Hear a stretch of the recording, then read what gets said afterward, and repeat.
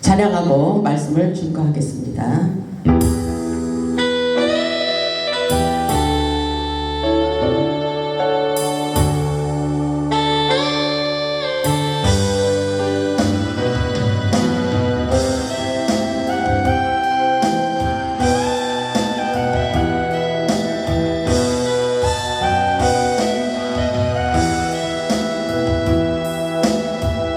세상 바닷물 속에서 절망하고 있을 때 한풀 밝은 빛은 나에게 비치는데 바닷가의 모래알처럼 수많은 사람 중에 나를 택하신 나의 주 나의 하나님,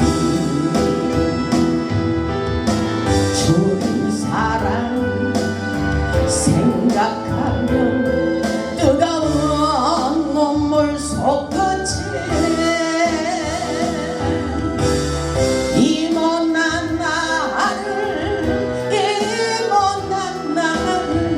그토록 사랑하셨나요?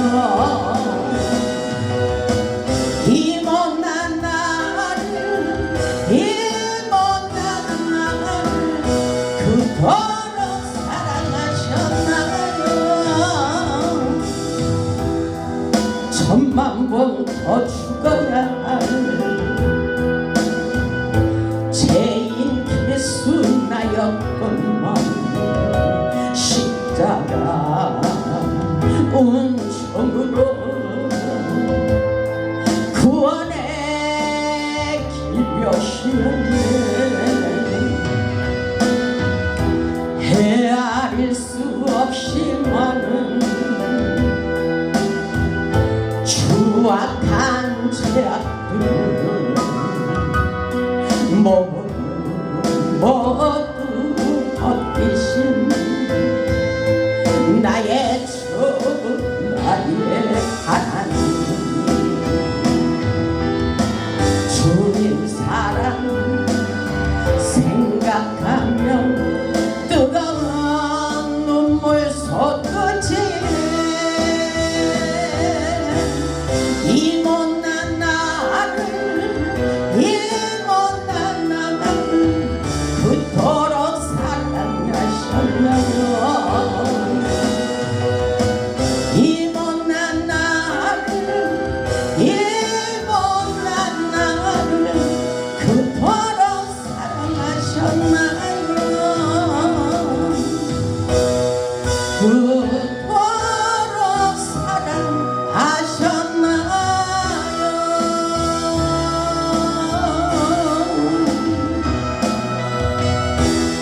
아멘. 할렐루야.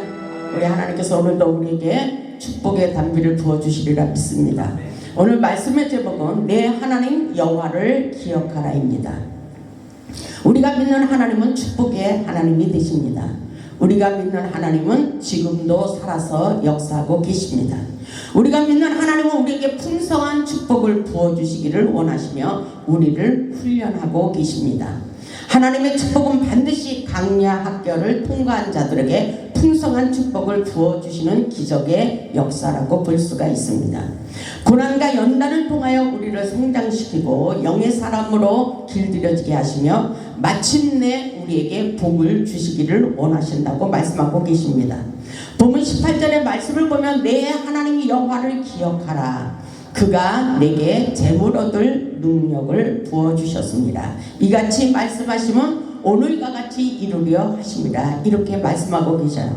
하나님께서 여호와를 기억하기를 원하는 것은 바로 우리에게 재물의 축복을 부어주신 자를 기억하고 절대로 잊어버리지 말라는 깊은 뜻이 담겨져 있는 것입니다.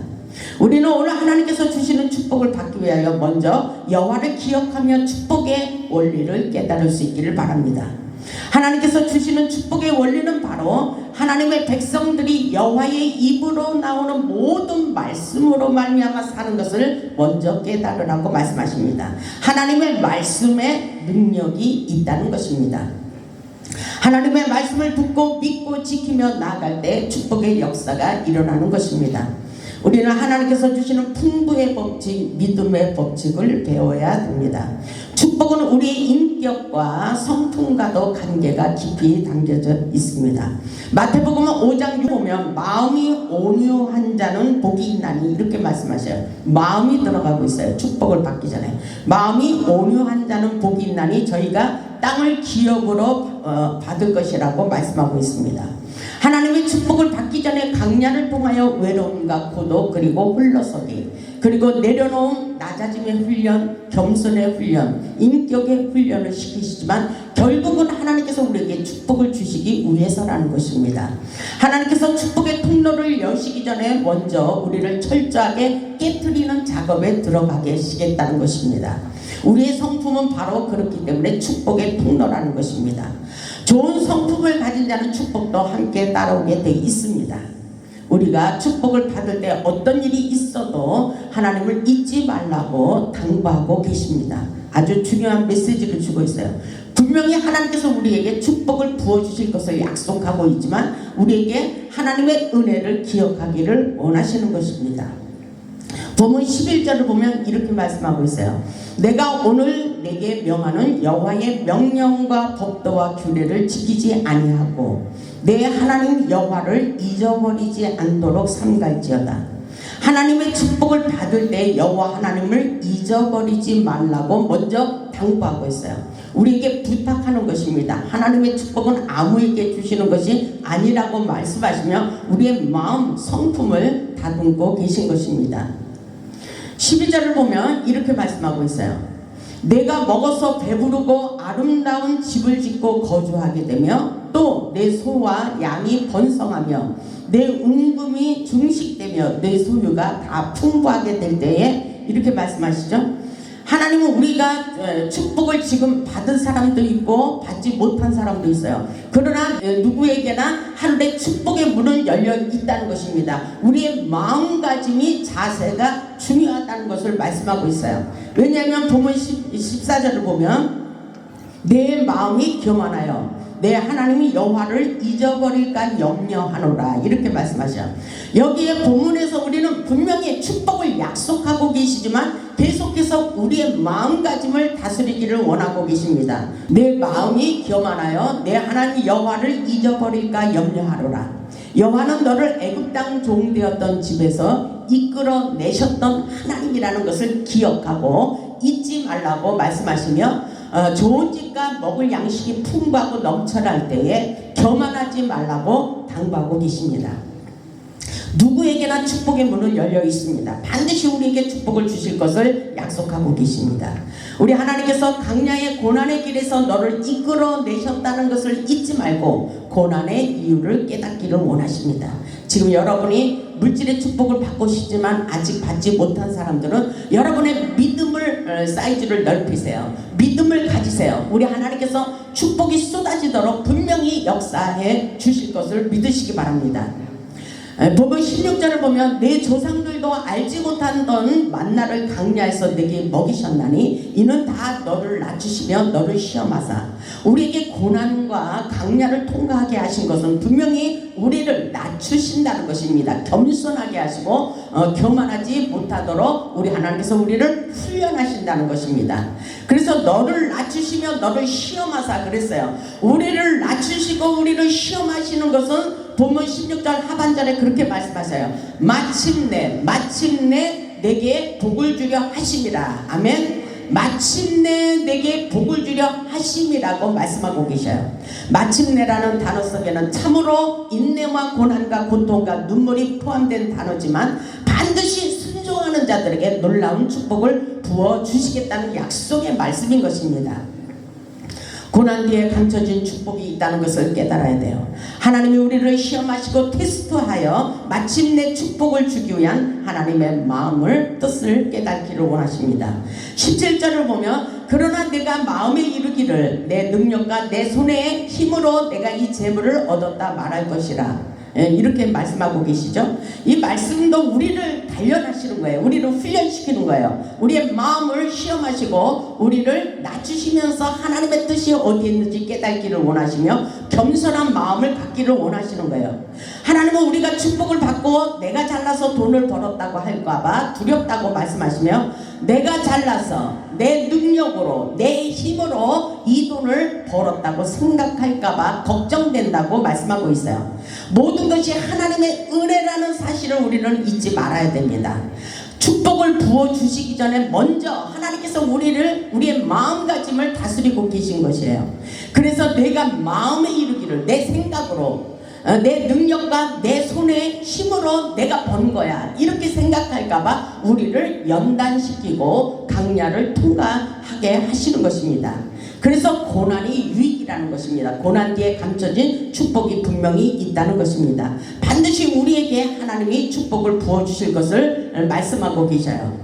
18절을 보면 내 하나님 여호와를 기억하라. 그가 내게 재물 얻을 능력을 주셨습니다. 이렇게 말씀하시죠. 우리에게 모든 자들에게 축복을 부어주시고 재물 얻을 능력을 부어주셨다고 말씀하고 있어요.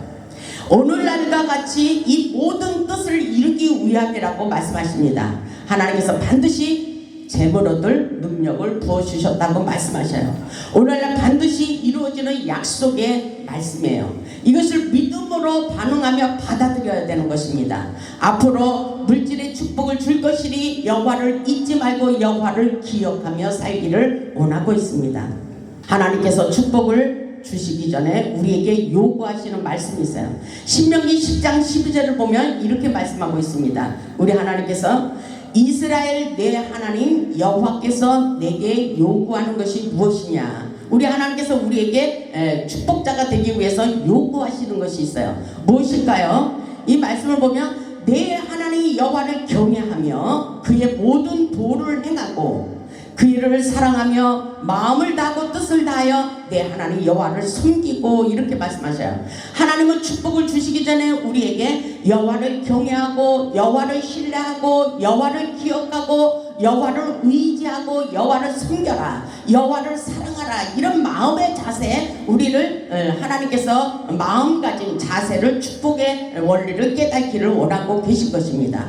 그러시면서 신명기 10장 13절에 이렇게 말씀하셔요. 내가 오늘 내 행복을 위하여, 우리의 행복을 위하여, 우리의 행복이 어디서 올까요? 우리의 행복을 위하여 내게 명하는 여호와의 명령과 규례를 지킬 것이 아니냐, 이렇게 말씀하셔요.